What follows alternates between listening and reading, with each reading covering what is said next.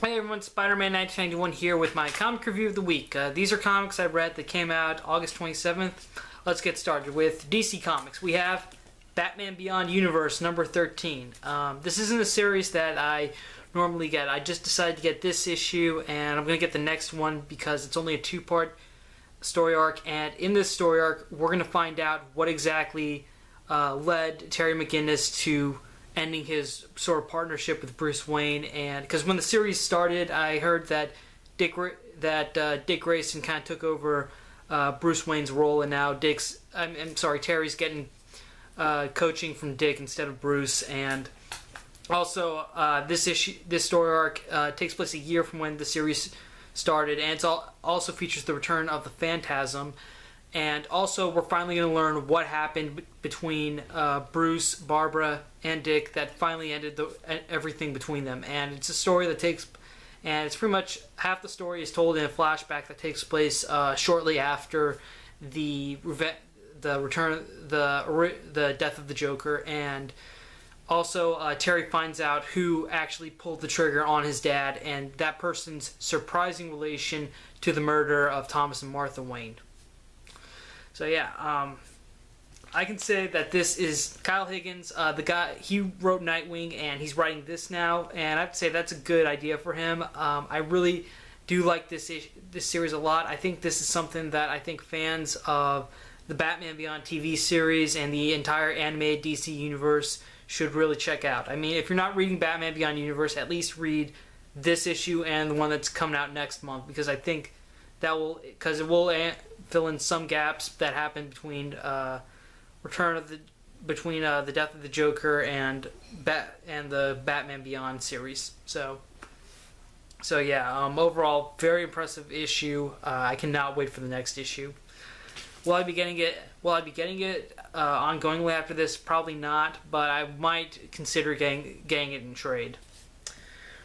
Right, next up we have Flash number 34, the conclusion to the Mashup Gang murder story arc. Basically, Flash tracks down Detective Seaborn, who last issue we discovered was the guy who's killing all of the former members of the Mashup Gang. And when Flash fights him, Seaborn's using a bunch of different equipment he stole from rogues that he stole from the police evidence locker. And during the fight, when Barry tries to vibrate, somehow his powers sort of short out, and that's when he realizes, okay, something's seriously wrong with the Speed Force. And he goes, and eventually, but he's still able to defeat Seaborn. And then he talks to his girlfriend Patty about it, how he noticed how fast his watch was moving, and that suddenly the Speed Force shorted out when he tried to vibrate. So he thinks something's wrong with the Speed Force, and he'll get to work on it. But first, he has something to deal with.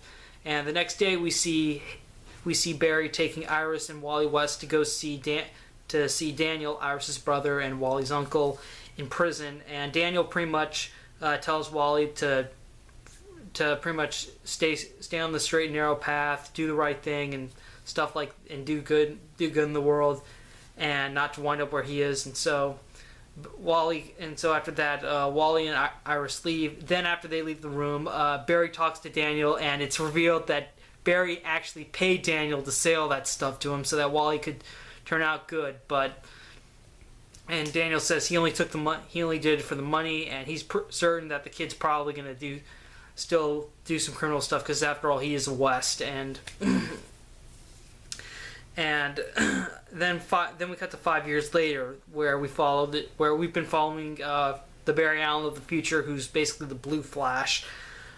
We find future Barry stops 5 years from now, where we see Iris and Wally in a car, which I believe this is pretty much the moment where future Flash, Blue Flash, is making his final stop, because he was going back in time to try to save Wally West from some car accident. And I think this is it.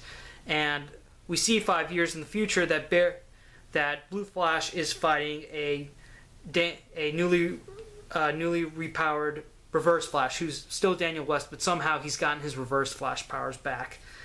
And that's basically where the issue ends. Okay, alright, gotta be honest, I guess actually using his powers other than running finally got Barry to realize, okay, something's wrong with the Speed Force, and it's not just his watch is moving fast or something, but I guess finally now he realizes it after, I suppose it's been about 3 or 4 issues. Also, really great way that they ended it to kind of help tie this into the whole Futures End 5 years later later one shots that are going to be coming out next month. I thought that was a good way to tie it in. Really interesting story. Still interesting how we see Daniel West return, and that somehow in the future he gets his Reverse Flash powers back. I have no idea how that works out. But yeah, overall, I think this.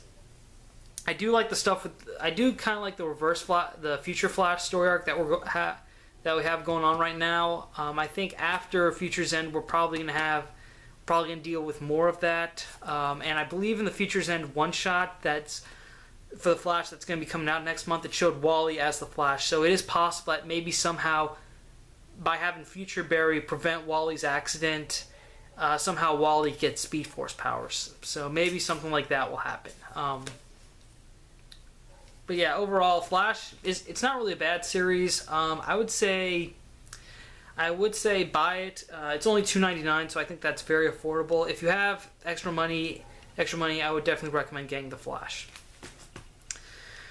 All right, next up, Superman number 34. Superman, for the first half of the issue, Superman and Ulysses are talking to Ulysses' parents about what happened when Ulysses arrived in the fourth dimension and how he was adopted and raised with superpowers and stuff. And it is pretty similar to Superman's story, but different in that Ulysses had to constantly go through this whole championship gladiator type trial thing, and eventually though that led him to returning to Earth way back in issue number 32. And then afterwards, when Ulysses and Superman leave and they go back to Clark Kent's apartment, Ulysses reveals that he can somehow use his powers to track the residual energy from the machine creatures they fought last issue and the Titano robot that Superman fought in 32 back to their creator. So Superman and Ulysses go follow the trail to a scrapyard. They get there, they break in, they find this huge underground factory, and of course right when they get under there, Ulysses gets attacked by some robotic bug and suddenly Ulysses starts attacking Superman, and and the mastermind reveals himself to be a person called the Machinist. And basically the Machinist isn't really trying to destroy Superman, but just send his machines onto Superman because he believes he can, as part of a way to help sell it and make a lot of money off them. And so basically Ulysses and Superman fight, then Superman's attacked by machines until finally Ulysses is able to briefly break the control and kill the Machinist. However, it's revealed that it's not the real Machinist, but just some guy he was controlling remotely from an unknown location. Okay, this issue did show us a bit more of Ulysses' powers. His powers, because of his exposure in the fourth dimension, he has the ability to somehow absorb and detect energy, and it's something that he really can't control, because when Superman was when they found the hideout, when they found the scrapyard and they were going to go into the factory, Superman tried using his heat vision, but instead of being the usual straight line, it was kind of going crazy and sporadic, and it's because of Ulysses' powers. And later Ulysses was able to somehow take some of the energy he absorbed from Superman's heat vision and use it as kind of a glow fist lantern thing. So yeah, more information about Ulysses in this issue, which I think is good since he's going to be around for a while, and he's definitely one of the, I think, main focus points of Jeff Johns' run on this. But yeah, and also he did kill the machine. This guy posing as the Machinist, and I think that's definitely going to get into some argument with Superman next issue. Okay, but overall, very great series, very great. I really like Superman now that Jeff Johns and John Romita Jr. took over. I think if you have been reading Superman for a while, you should definitely get back on with this run, because Jeff Johns is doing a great job so far.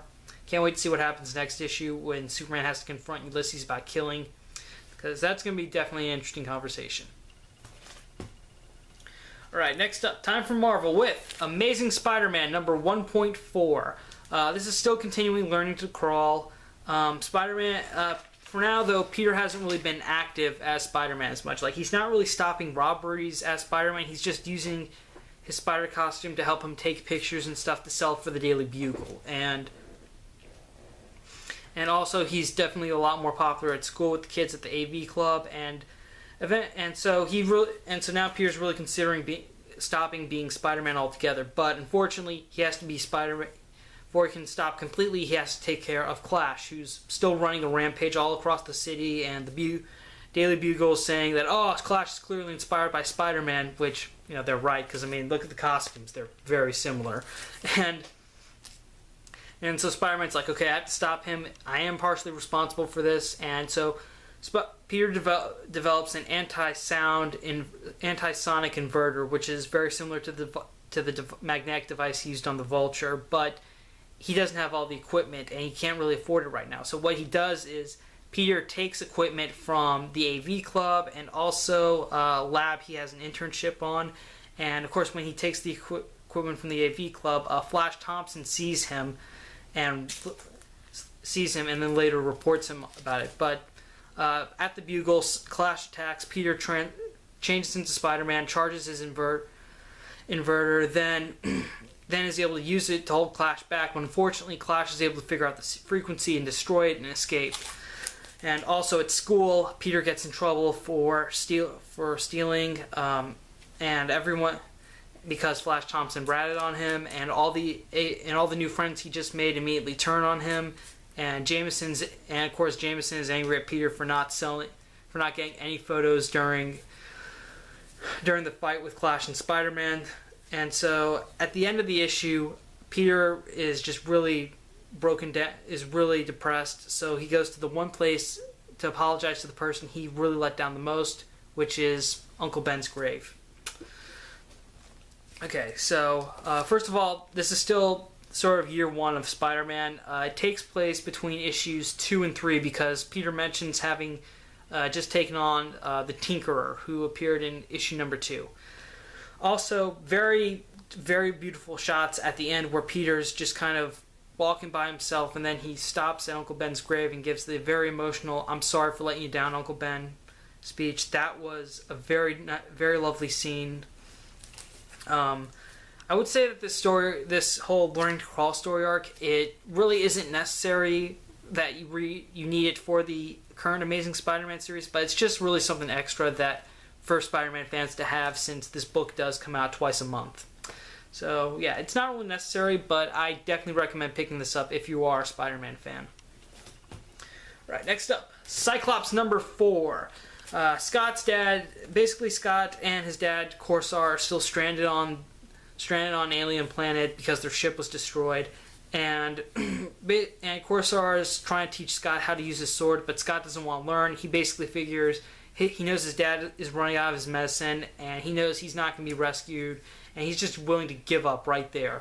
But later that night at the campfire, Corsair talks to Scott and tells him that basically he needs to stop giving up hope, because that's kind of what happened to his older self, saying that he relates that old Cyclops pretty much gave up hope and eventually traded that in for rage. And Corsair also says that he felt the same way after he escaped the Shi'ar Empire.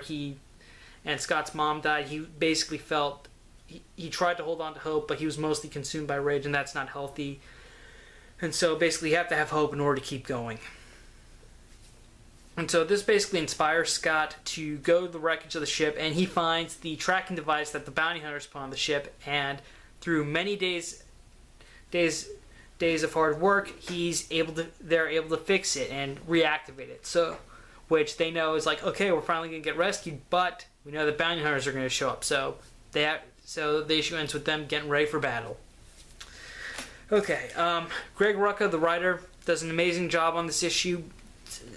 Does an amazing job on this series too, because the way he writes the dialogue between Scott and Christopher Summers, because this book was originally, the premise of it is Scott getting to know the dad he thought was dead, and Corsair finally spending some time with his son because he missed out on Scott and Alex's childhood because he was in space. So now they both kind of get this second chance, and I think that's that's the heart and soul of this book. It's basically a father-son story, and the way Greg Rucka writes the dialogue, where we have Scott, a teenage Scott Summers who still doesn't know all the answers, who isn't really quite ready to be the leader of the X-Men yet, is still kind of questioning things, but luckily he has his dad helping him, guiding him, giving him advice and stuff.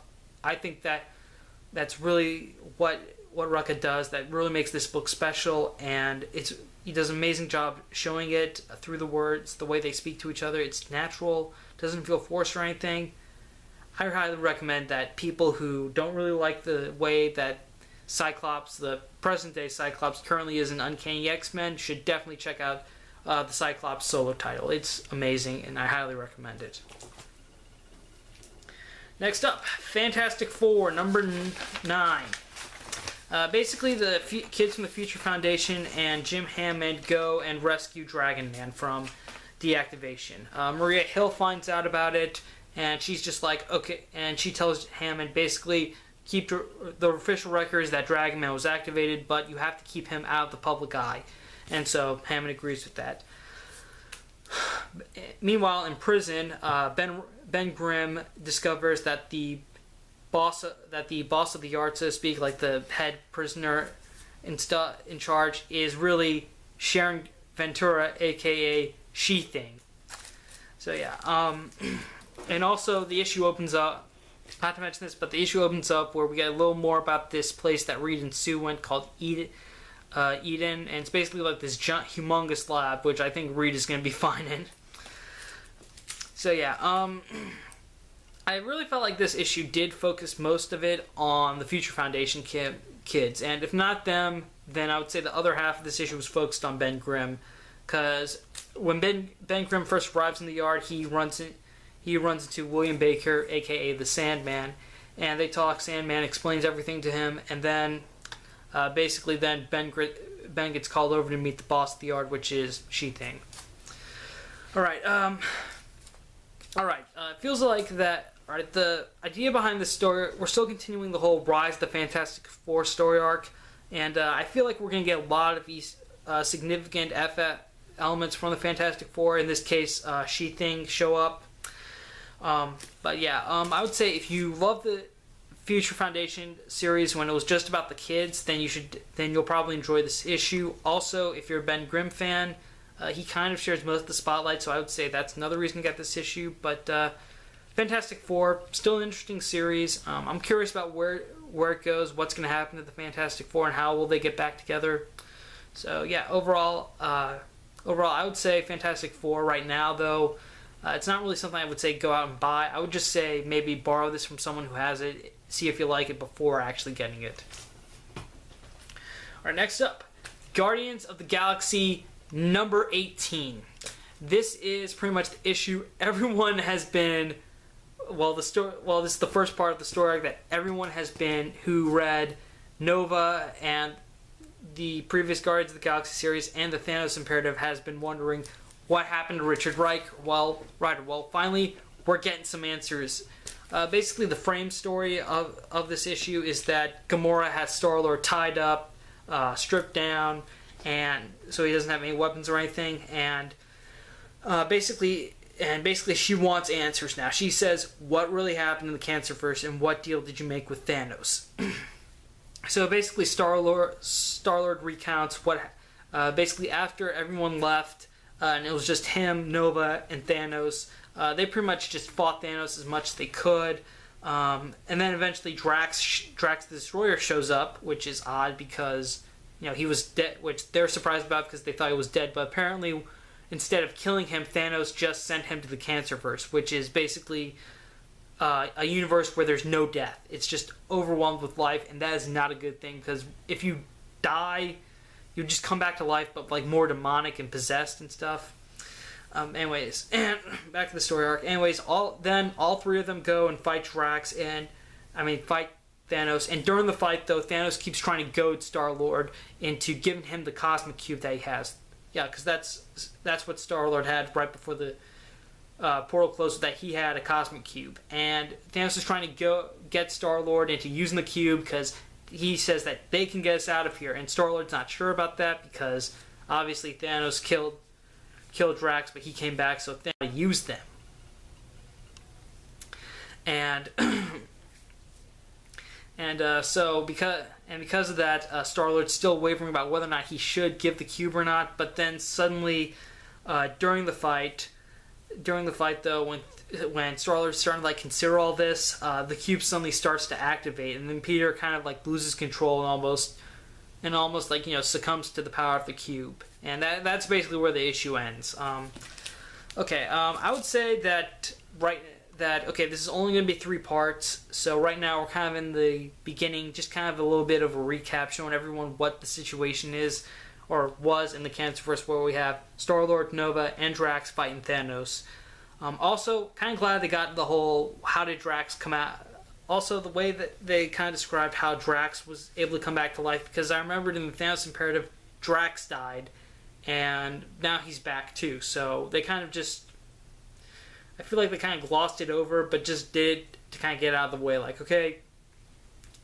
was how Drax came back. That's it. You guys don't really care about this because all you care about, because really people want to know I think people want to know what happened to Richard Rider more than what happened to Drax, which I think it's true because I really wanted to know that too. So, anyways, also the Original Sin banner is on this. There is no reference to Original Sin at all in this issue. Okay, Gamora doesn't even explain that there's no reference, nothing at all to Original Sin. They don't even mention the eye blowing up. So I really don't think Original Sin needs to be on this issue. Really needs to be on this issue as a tie-in, because it doesn't tie into it at all. But overall, not a bad issue. At least we got the whole how Drax came back to life out of the way. I think fans who read the last Nova series featuring Richard Rider, the last Guardians of the Galaxy series, and the Thanos Imperative are going to want to get this story arc just to know what happened. And I agree. That's probably the only reason to get this. So really overall, if you read the original the last Guardians, the last Nova, and Thanos Imperative, then you really should get this story arc. Otherwise, you can just skip it. Right, next up, time for Silver Surfer number 5. Basically, Doctor Strange and Hulk arrive at the Greenwood Inn, where Silver Surfer also returns, believing that if he leaves with Dawn, the barrier surrounding Earth will go down.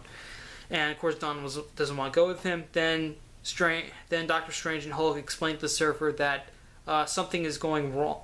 Something is wrong with the world, and that everyone's nightmares are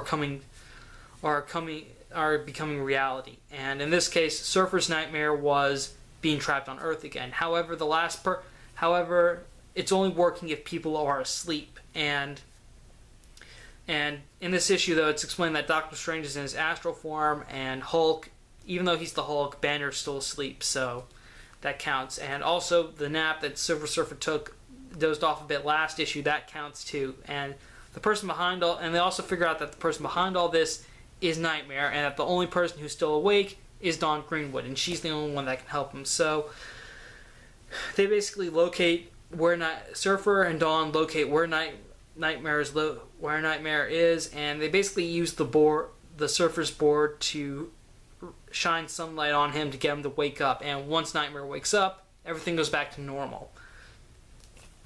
And when morning comes, after the Hulk and Doctor Strange leave, Surfer is about to leave, but then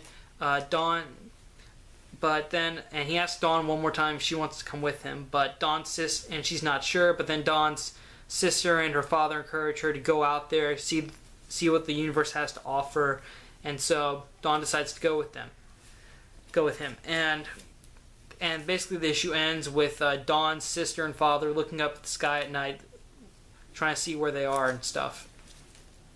So yeah, definitely, this series definitely has a Doctor Who vibe to it. It really does. We have the Cosmic Man, the Universe, Silver Surfer, and the girl from Earth, Dawn Greenwood here, and they do have and the way Dan Slott writes writes the dialogue between the two, it is very similar to the Doctor and his companion. Like, at the end of their little adventure with Nightmare, when everything comes back to normal, when Dawn notices that, wait, everything's back to normal now, and Surfer's like, yes, you see, because of what is trying to, like, go into detail to explain it, but then she cuts him off and just says, so it's just basically magic, right? Yes, and you're just okay with accepting that. Yeah. Like, so yeah, the dialogue between the two is great. Really like it. I really like it a lot. I think fans, and I'm kind of glad that now after this issue, we're going to go right back into space, see what else is out there in the Marvel Universe. Can't wait to see that. Also, if you're a fan of science fiction that's a little bit more out there, like really crazy stuff, then I would say this is definitely the book you should try. So yeah, fans of sci-fi that's out there. Also, if you're a fan of Doctor Who, I would say definitely pick up the Silver Surfer because it is fantastic. Alright, last comic. Uncanny Avengers number 23. This series is finally caught up to the current Marvel Universe. Basically, it's been weeks since the whole Avenging the Earth story, the events of Avenging the Earth. Captain America is now an old man. Wolverine doesn't have his healing factor anymore. And basically when the Uncanny Avengers kind of reunite after this time apart for recovery and stuff, Havoc is wearing a bandage over like half his face and his eye because of the blast he took from Kang, and he sees the Wasp again, and they decide to continue their relationship. And however, they're still kind of depressed over the loss of their daughter. However, they're visited by Immortus, a counterpart of Kang. And Immortus tells them that he's willing to make a deal, that he'll tell them the exact time and date when they need to conceive in order to get their child back. And in exchange, though, they have to help him stop the Red Skull's Axis plan. And also, Rogue, she still has Wonder Man trapped inside her, and that's not the only side effect, other than having Simon Williams permanently trapped in her head. The other side effect is that now Rogue can no longer touch people again. Yeah, so all that development that she had in the X-Men in the last, I don't know, I guess 10 years or so is gone. Just like that. And now Rogue has to wear gloves and stuff all the time if she wants to make physical contact with anyone. And also, Sunfire, he's still stuck in his energy form. So yeah, I will say this book really is, I'd say right now, I'm not sure. I want to say it's jump-on friendly, but at the same time I don't, because this feels like both an epilogue and a prologue. It's an epilogue to the last story arc, but it's also a prologue to Axis, because the last few scenes of this issue we see the Red Skull talking to Ahab, and we see the Skull building his first little mutant concentration camp. And also, but I would say if you're going to get Axis, then maybe this is a good, then yeah, if you're only going to get Axis, then this is definitely a good place to start. Also, the thing about Rogue losing her ability to physically touch, I know there has to be some side effect of her having Wonder Man still trapped in her when she absorbed the powers of every hero on Earth, but I mean, just it feels weird that they went that huge step back, that she had this great development that she could still physically touch people, but now that's gone. Also, there is definitely, however, there was development between the whole Rogue and Wanda dynamic, because at the beginning of the series, Rogue hated Wanda, but now they seem to be getting along a little more, and Scarlet Witch agrees to help Rogue and be at her side until she can finally free Wonder Man from her. So yeah, overall, I have a lot of mixed feelings about this book. I'll just say overall, if you're gonna get Axis, this is probably a good place to start. But if you're not, I would say skip this issue. Yeah. So yeah, that's it for me. Thank you again for watching my comic review. Thank you for subscribing to my channel, even if you're old or newer subscribed. Thanks for watching. I'm Spider-Man 1991 saying see you later.